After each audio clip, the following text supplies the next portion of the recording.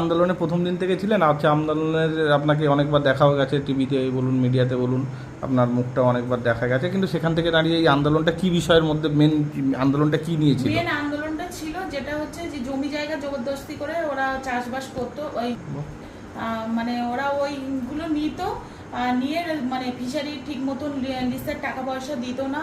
তারপরে ওরা মানে রাত্রে মিটিংয়ে ডাকতো, ডেকে মানে বাড়ির মহিলাদেরকে মিটিংয়ে ডাকতো, যদি না যেত বাড়ির পুরুষদেরকে তুলে মারধর করতো।